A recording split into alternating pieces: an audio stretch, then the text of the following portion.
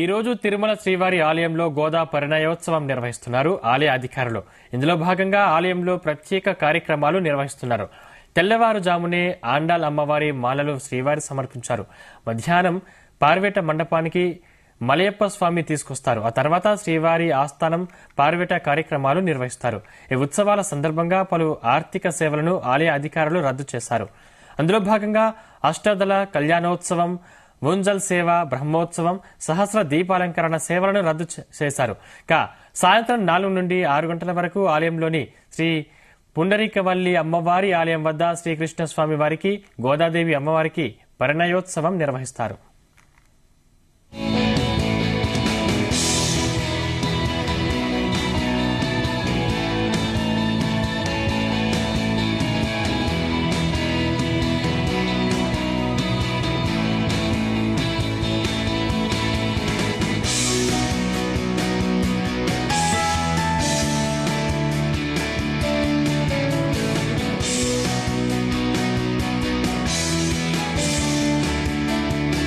ప్రతి సంవత్సరం కనుమ పండుగ నాడు తిరుమల శ్రీ వెంకటేశ్వర స్వామి వారి పార్వేట ఉత్సవం ఘనంగా జరగనుంది.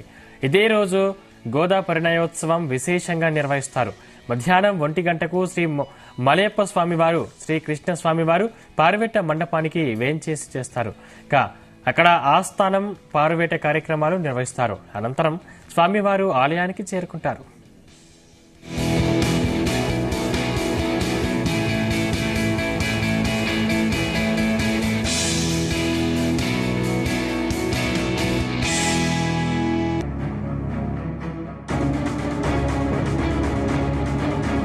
తిరుమల శ్రీవారి దర్శనం కోసం భక్తుల రద్దీ కొనసాగుతుంది. వైకుంఠ క్యూ కాంప్లెక్స్ లోని కంపార్ట్మెంట్లన్నీ నిండి వెలుపల క్యూ లైన్ లో వేచి ఉన్నారు భక్తులు. సర్వదర్శనం కోసం 24 గంటల సమయం పడుతుంది. ప్రత్యేక దర్శనానికి 5 గంటలు పడుతుంది. నిన్న 80,964 మంది భక్తులు స్వామివారిని దర్శించుకున్నారు. 7,657 తలనీలాలు సమర్పించారు. శ్రీవారి హుండీ ఆదాయం 3.89 కోట్లు వచ్చినట్లు తెలిపారు అధికారులు.